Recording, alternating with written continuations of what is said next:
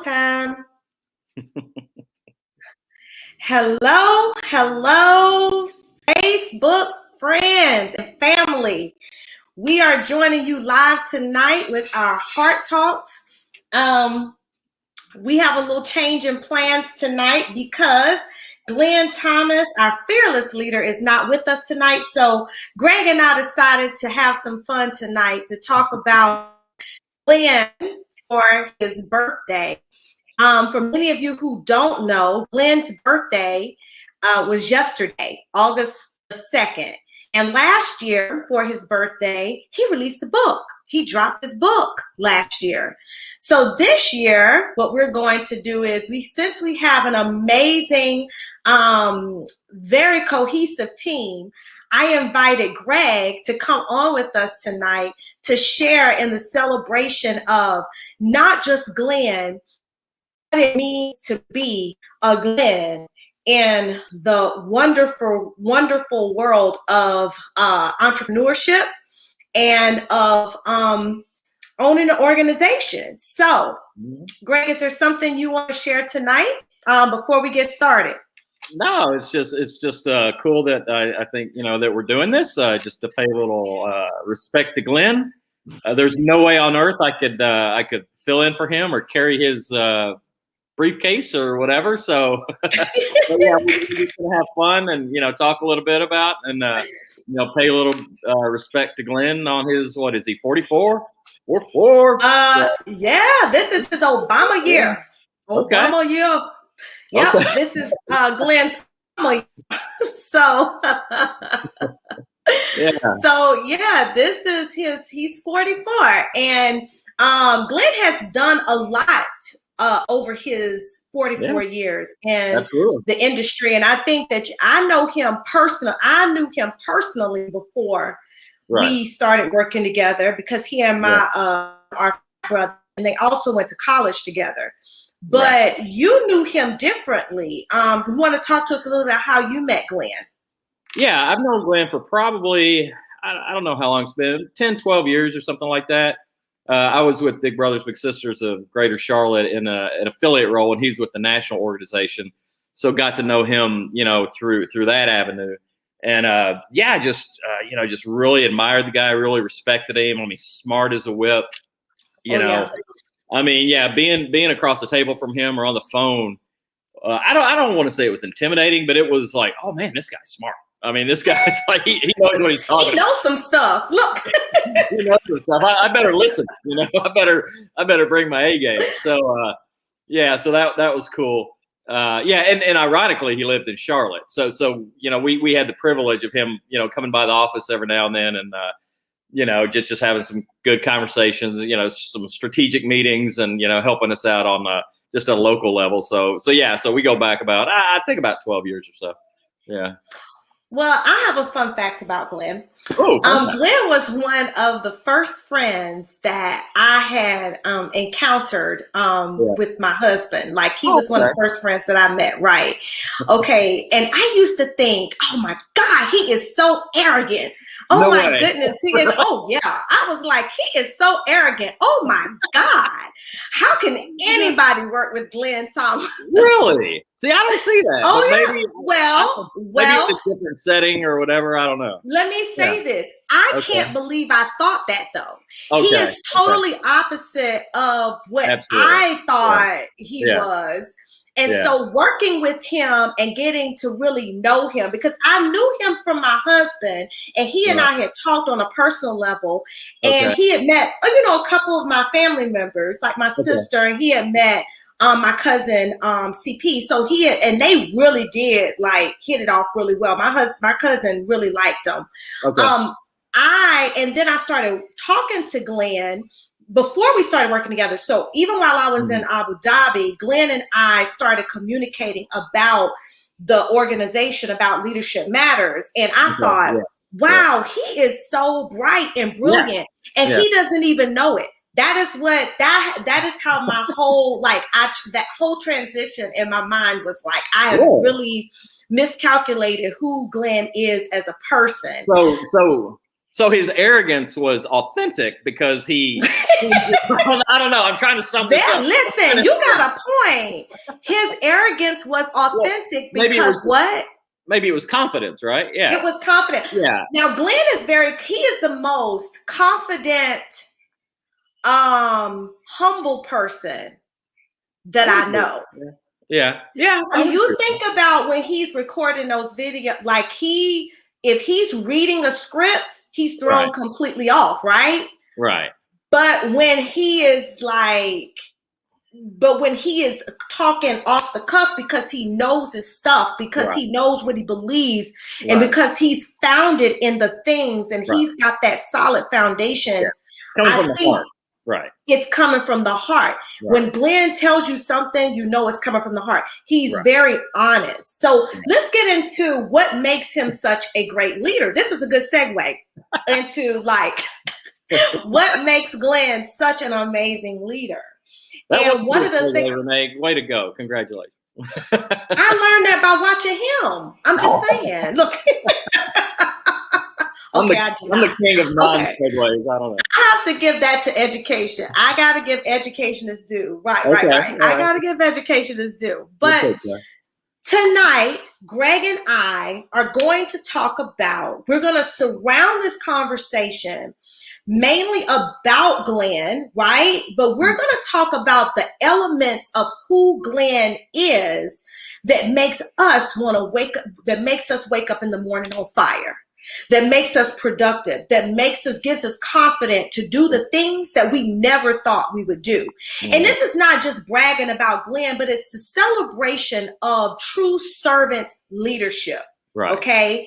So I'm going to start this conversation off by I'm going to give one of my thoughts that I had about him, in that he is vulnerable as HE double hockey sticks. Like, he is so freaking vulnerable about what he is, but also about what he is not. And I love the way he is not intimidated. He's not intimidated by your strengths and abilities that maybe is not his strengths and ability, and how he is able to connect all of those things that you and I and Jasmine and even, working with Danye, like, he is able to connect all of our strengths and abilities to build an amazing product, like in an amazing organization. And this is what I love about working with him, is that this is how he builds your confidence in an organic and authentic conversation and discussion that gives you confidence to move in your strength and not worry about his, because he says you're good enough. Right. I didn't hire you for me to be me. I hired you to be Greg. Right? Would you agree with that? I think that, don't mean to interrupt, but I think that comes out of a place of just extreme security, right? I mean, he's secure enough to know his strengths, not his weaknesses, but, less than stellar strengths, so to speak, right? And then he practices what he preaches. He has created his own lane in life, right? He has created, he's in his own lane. He's happy in his own lane. And what he, I think does with us is he's helping, you or anybody he meets, really, is to, what is your lane, right? What is your lane? What are you good at? So let's figure out what your lane is, and let's see where the two lanes intersect, and can create, something, a good product. So, and you're right. He's not threatened by anything. Well, with me personally, he has nothing to be threatened about. But anyway, that's beside the point. I have to tell you this. He's watching, and I just saw that he's watching. And he says, I was like, what they talking about? What you talking about, Willis? Look, we're talking about you, honey. We're talking about you. That's right. We're talking about you. But you're so right. You are so right. Like, and then he believes in you so much. Right. He believes in you so much. Because his thing is, if I didn't believe in you, then I wouldn't have hired you, right? So he believes Yeah. in you so much that he even pulls you out of your comfort zone. Right. Sometimes he says, let's take a detour for a minute, Right. because I know that you're smart enough, Right. even if you're not working within your comfort zone, to figure it out. Right. And that's what, oh my God, the courage in that, the courage in that. Right. The confidence and the courage. So you just brought up something about his confidence, but the confidence and the courage and being able to take people and connect them in ways that normal people would say, well, I don't know if they'll be comfortable, so I'm not comfortable. No, he tells you, this is what I need you to do. And you just want to do it, right? You just want to do it. Right. Okay, well, yeah, and a big part of that is, at least like coming from my perspective, is he creates a safe space for you, right? So he might challenge you or ask you to do something new or whatever. And a lot of times, I don't know how most people are, but when you're attempting something new, you know, I think the obvious kind of not default, but a factor that you're weighing is, what if I can't do it, or what if I fail, or what if I'm horrible at it, or whatever. And you know, remember what? Remember the first time we met, we had to do those videos. Oh yeah, that was funny. Yeah. And we're both like, did not want to do it. Yeah, didn't want to do it. Right? No, we were like, this is not my comfort zone. But great example to your point was, remember, you know, he created that safe space for us, right? So he made it fun. Right. And he made it, you know, relaxed, you know, so we were able to just kind of be ourselves. And, you know, I mean, and it turned out okay. I mean, it turned out good, you know, so I think, you know, having that safe space, you know, even if you fail, you know, whatever that is you're going to learn something from it. It's going to be okay. It's not the end of the world. And you're just going to grow from it, you know? So I really appreciate him, you know, that part of his personality, because it's really, really refreshing, because you don't get that a whole lot, you know. Right. I've never had it. I've never had it. I've always had leaders in my path that have said that that have asked me, what did I want to do? And they've always been too afraid to take me out of my comfort zone and allow me to try something new. They try to stick me in places where they think I fit in, even when I drowned. I drowned. And I love the fact that we have an opportunity to grow, and that he is so confident about our ability to grow that, you know, you're not dummies, you know, you actually can do this, you know. He's so confident in our ability to grow that I'm going to tell you, a year ago, I would have never ever come on here like this and pull this together, you know, with the two of us. I would have never done that, because I would have been too afraid that I was going to say or do something wrong that would have put me. But he is like, I brought you here. And this brings me to my next point. I brought you here not to be me. Remember, we talked about this yesterday, not to be corporate Renee, but to be Renee, the person that I like, the person that I've grown to love, the person that has come into the organization, and I love you for that person, and that's the person, Greg, that I want to show up. I don't want anybody else. I remember my first podcast that I did. I called him, I was so proud. Listen, I was so proud. I had my little corporate attitude on. I was so proud. Listen, Glenn listened to that sucker. Glenn listened to that sucker, and he was like, who was that? He said, was that you? And I said, yes, that was me. I don't like it. I said, what? He was like, I don't like it. It doesn't sound like you. I like that Renee. I don't want the Renee that the corporate want, like that Renee. I want the authentic Renee that I hired. I don't like that podcast. And that's what he told me. You need to record it. Yeah, because you were coming from the inside out, right? I mean, it was kind of the outside in. You're inside out. Like. Well, we're just kind of to your point. I mean, just a similar experience. Like when I first started, you know, it was you're nervous and you're hoping that it's a good fit. And you're hoping that, people like it and you're able to do, justice to, to the product and so forth. And Glenn and I were talking one day and he was kind of going over, some responsibilities and all that. And I was just like, okay, yeah. I can handle that. Yeah. And then he said something that just made me like feel really, really good. And then he started listing all these other things. Here's what I want from you. But it was basically just be yourself. I hired you for you. I hired you because I know you. I hired you because I believe in you. I hired you because of all these things. And I was thinking, well, I can certainly do that, I can do that. But wasn't it refreshing to hear that that somebody said, you belong here? Yeah. This person, your heart, your soul, the good person that you are, you belong here. And no one, and if you're bringing somebody else, you can leave them at the door because that's not who I invited. Right. Isn't that amazing though? Well, I tell you what, I was in such a good mood the rest of that day. It was like, I was just like, oh my God, I finally found, something that, think about walking into like McDonald's or, any corporate, I don't know, any place and they go, just be yourself. You're never going to hear that ever never. No, they're going to give you the corporate rules. Right. And they're going to tell you, don't say this, don't say that. Right. Make sure this person, make sure that person. Right. They're never going to tell you that you're invited whole and honest. Right. Never are you going to be told. Most people, they hire you for your skills, and then they bring you in, they sit you down, and you go through 2 weeks of orientation in which you're told to leave those skills at the door.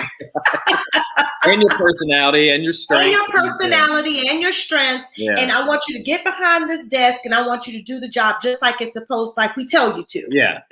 100%.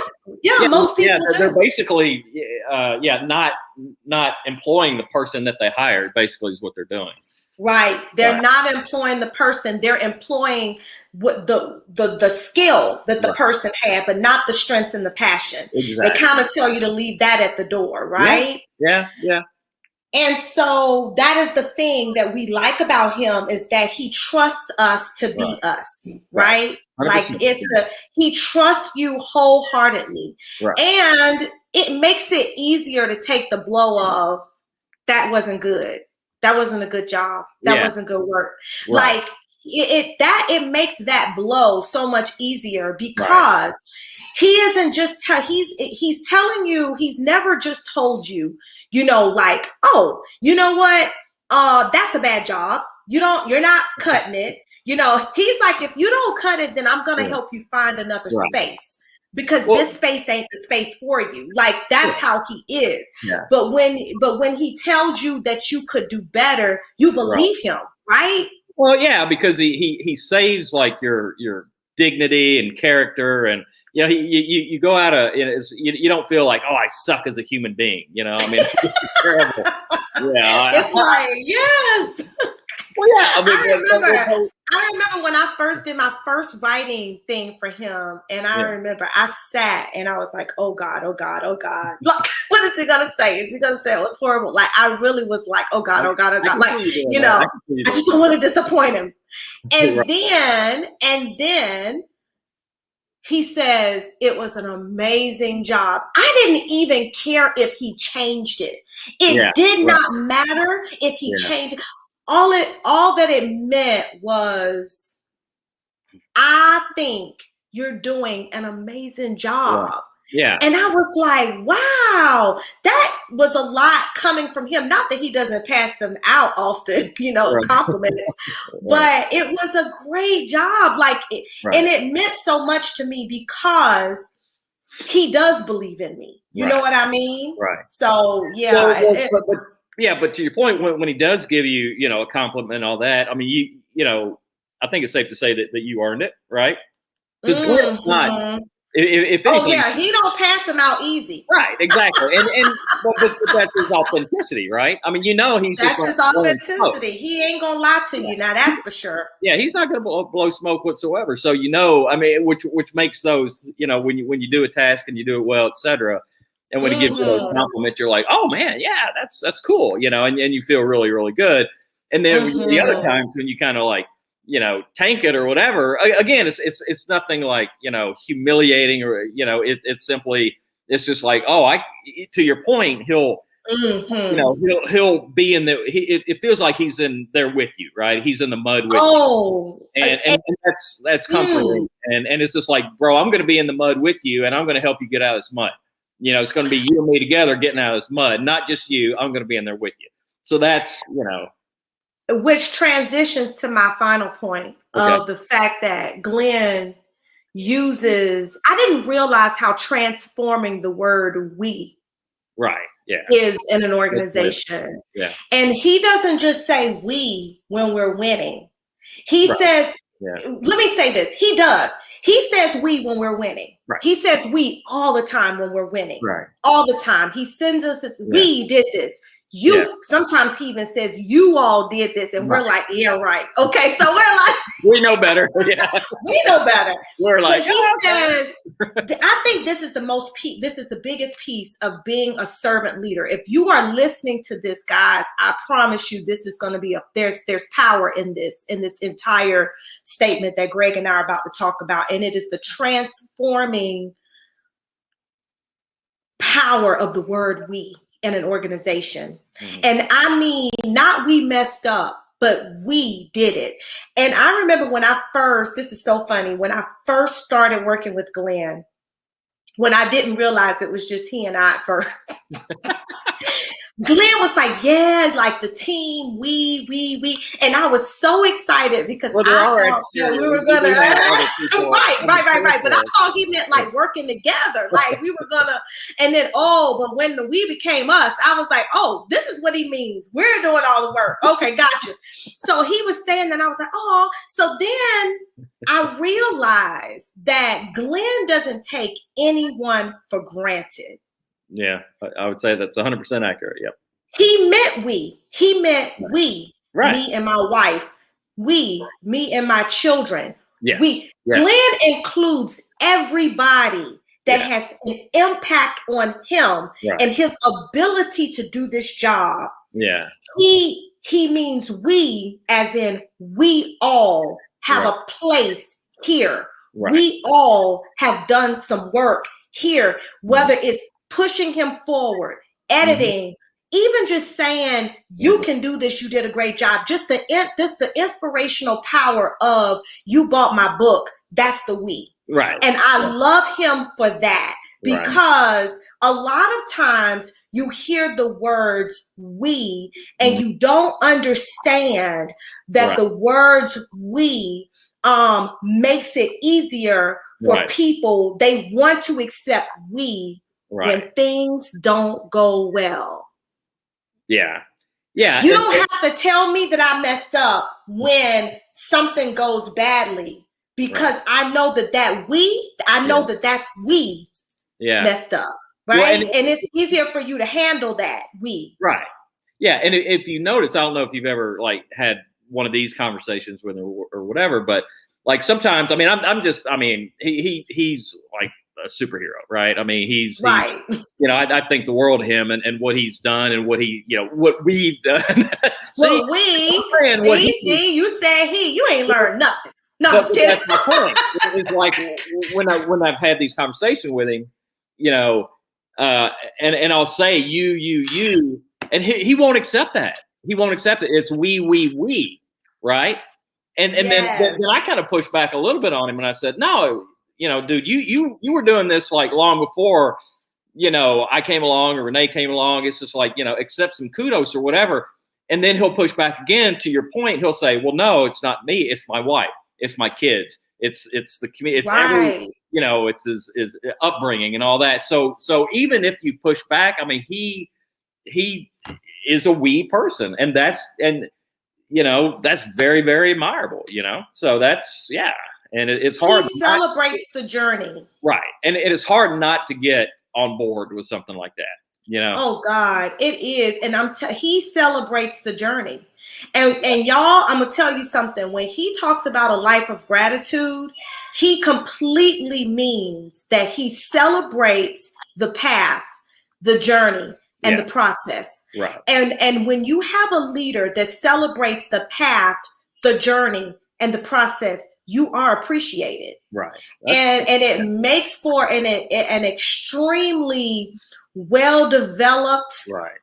and an extremely well-developed culture of Right. love, respect, Right. kindness, a Right. resilient culture, and a culture in which people want to persevere. Right. And you don't have to take the shortcuts.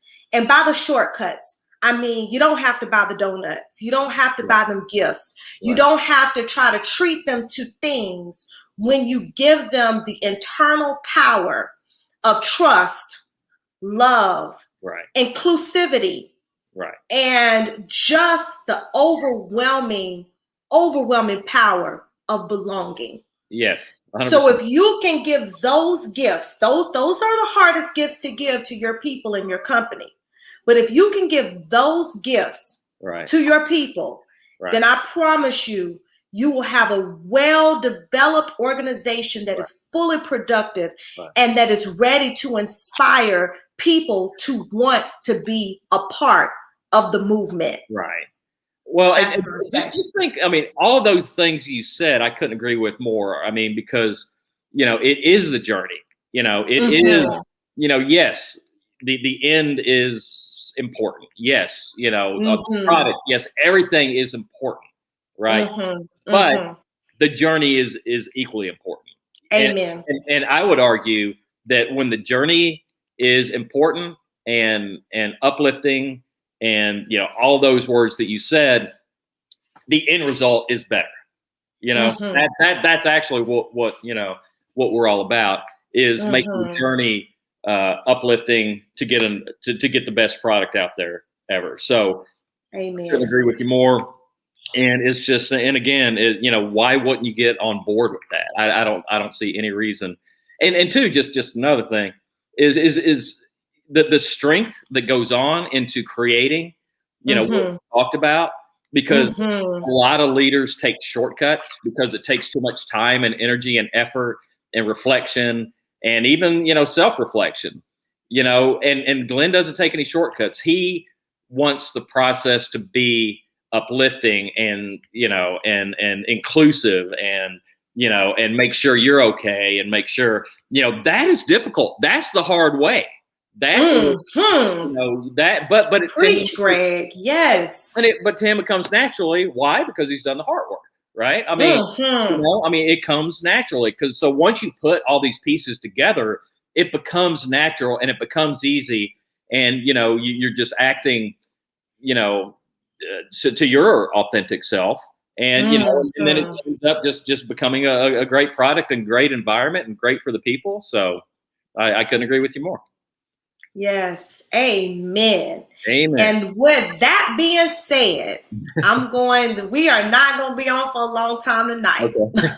Because I feel like everything Greg just said just sums up so well why we come to work every day with the passion, why he doesn't have to prod us to do anything, and why anything that Glenn Thomas asked Greg and I to do, we do it because we trust him. We love him. We love you, brother. We trust him. We love him. And we want to see each other grow. Yes. We are definitely in a love culture where, our job is definitely founded on a love, gratitude, and purposeful culture. Right.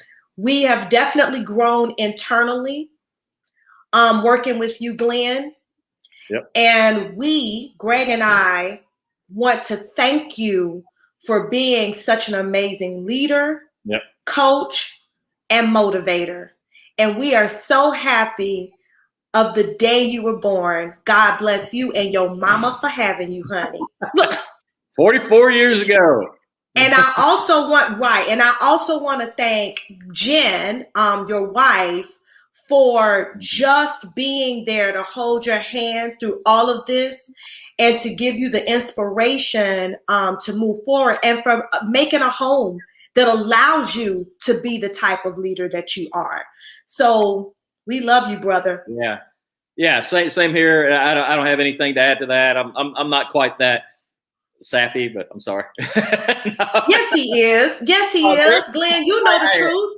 But Glenn, you know the truth about Greg. Don't let him come up here and put on that macho card. That's not why you was here. Look, that is not why you was invited to the party. Right. No, I just say your piece. Look. Happy birthday, brother. I love you. You know, all of that.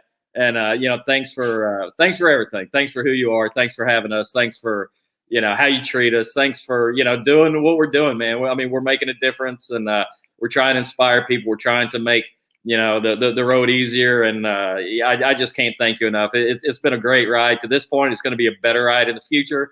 So we're really looking forward, dude. You're my hero. You know that. So just keep on being you, man. That's all I can say. Yeah.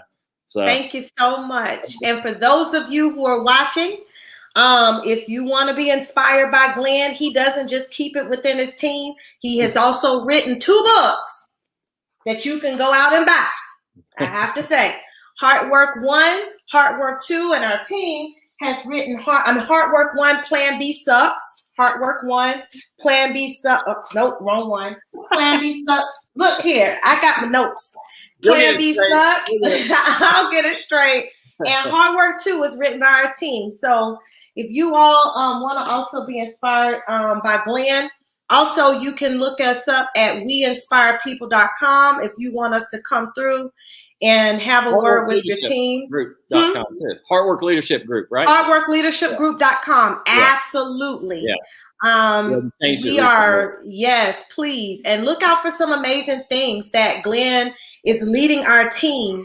Yeah. To do some amazing things. Coming. Yeah, we got e-courses coming. E-courses coming, assessments coming. So we've been working on for months and months. They're incredible products. The assessment's going to be dropping soon. So yeah, man, we're rocking and rolling. So, and sorry, this guy here writes blogs. I do what? This guy here writes blogs, y'all. Yeah, I'm just saying. Yeah. This guy here is an amazing writer. Let's check him out. And all of our funny stuff on Heart Work Leadership, that's him. Yeah, hope you like it. Yeah, we love it. This woman right here is phenomenal. She's so smart. She's like, I mean, I'm learning stuff from her. I mean, she's wicked smart. You know, he's smart too. Glenn don't hire no dummies. I'm just saying. Yeah, we like to be around smart people. We got to be happy about that. Look, there you go. There's a place for smart people with Glenn Thomas. No, I'm just kidding. We won't go on anymore. All right. We love y'all. Thank you for joining us. Join us back again next Tuesday, 6:30. With Glenn and I for Heart Talks. And thank you guys for celebrating Glenn Thomas with us tonight. We love you too. Thanks, guys. Thank you.